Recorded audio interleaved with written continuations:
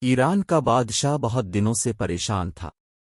یوں تو ہر طرف خوشحالی کا دور تھا، مگر بادشاہ کی پریشانی کی وجہ اس کی اکلوتی بیٹی شہزادی ثنا تھی۔ ہر باپ کی طرح بادشاہ بھی اپنی بیٹی کی شادی کر کے اپنے فرض سے دوش ہونا چاہتا تھا، لیکن شہزادی ثنا نے بھی عجیب اعلان کر رکھا تھا کہ جو شخص اس سوالوں کے درست جواب دے گا وہ اس سے شادی کرے گی۔ آس پاس کی ریاستوں کے کئی شہزادے آئے مگر ناکام لوٹ گئے۔ اس ملک میں نوجوان طالب علم بھی رہتا تھا، اس کا نام اعظم تھا۔ اس نے اپنے والد سے کہا کہ وہ بھی اپنی قسمت آزمانا چاہتا ہے۔ اعظم کے والد الفاستت تھے اور کئی برسوں سے لوگوں میں علم کی روشنی بانٹ رہے تھے۔ ملک فارس کا وزیر اعظم، بڑے بڑے درباری اور شہر کا قاضی بھی ان کا شاگرد تھا۔ باپ نے بیٹے کی خواہش دیکھی تو بولے، بیٹا اگر تو ناکام لوٹا تو تیرا کچھ نہیں جائے گا، لوگ کیا کہیں گے کہ ایک استاد کا بیٹا ناکام ہو گیا۔ اعظم اپنے باپ سے کہنے لگا، بابا بڑے بڑے شہزادے لوٹ گئے، اگر میں بھی ناکام ہو گیا تو کیا ہوا؟ یہ تو مقابلہ ہے، جو بھی جیت لے اور شاید وہ خوش نصیب میں ہی ہوں۔ آخر باپ کو بیٹے کی ضد ماننی پڑی۔ اعظم خوشی خوشی محل کی طرف چل پڑا۔ شہر بھر میں یہ خبر جنگل کی آگ کی طرح پھیل گئی کہ ایک عالم کا بیٹا قسمت آزمانے محل میں چلا آیا ہے۔ مقررہ وقت پر محل لوگوں سے کھچا کھچ بھرا ہوا تھا۔ بادشاہ تخت پر بیٹھا تھا، ملکہ عالیہ بھی محل میں موجود تھیں۔ وزیر، امیر، درباری اور عوام الناس سب دربار میں موجود تھے۔ آخر شہزادی نے اپنا پہلا سوال کر ڈالا۔ اس نے شہادت کی انگلی فضا میں بلند کی۔ اعظم نے کچھ دیر توقف کیا اور پھر شہادت والی انگلی کے ساتھ والی اگلی بھی فضا میں بلند کی۔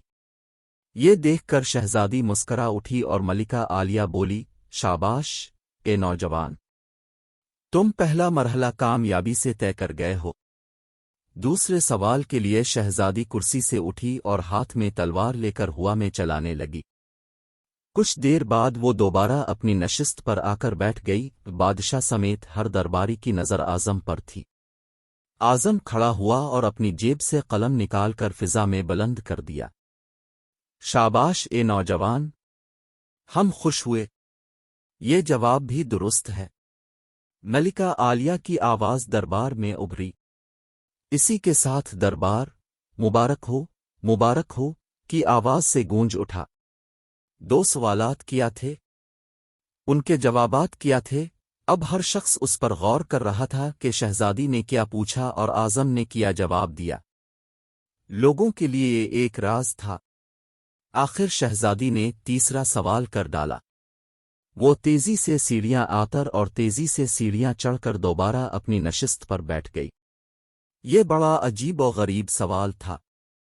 ہر طرف خاموشی تھی، لوگوں کی سانسیں راکی ہوئی تھیں۔ اب تو اعظم کے ہاتھ پاؤں ٹھنڈے ہوئے جا رہے تھے۔ آخر اعظم کھڑا ہوا اور اپنے دل پر ہاتھ رکھ کر شہزادی کی طرف دیکھنے لگا۔ مرحبا، مرحبا اے نوجوان، مبارک ہو، شہزادی نے تمہیں پسند کر لیا ہے۔ ملکہ عالیہ کی آواز کے ساتھ ہی شہزادی ثنا شرما کر محل کے اندرونی حصے میں چلی گئی اور محل مبارکباد کی آواز سے گونج اٹھا۔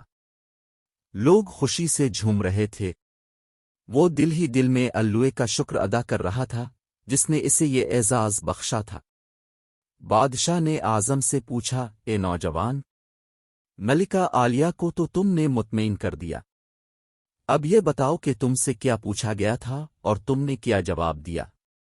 اگر تم نے ایک بھی غلط جواب دیا تو تمہاری گردن مار دی جائے گی۔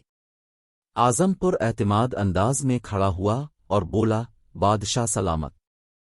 شہزادی نے ایک انگلی کھڑی کر کے پوچھا تھا کہ تم کیا اللہے کو ایک مانتے ہو؟ میں نے دو انگلیاں کھڑی کر کے جواب دیا کہ اللہے اور اس کے رسول صلی اللہ علیہ وسلم پر میر ایمان اٹل ہے۔ بہت خوب، ہم خوش ہوئے، بادشاہ نے مسکرا کر کہا۔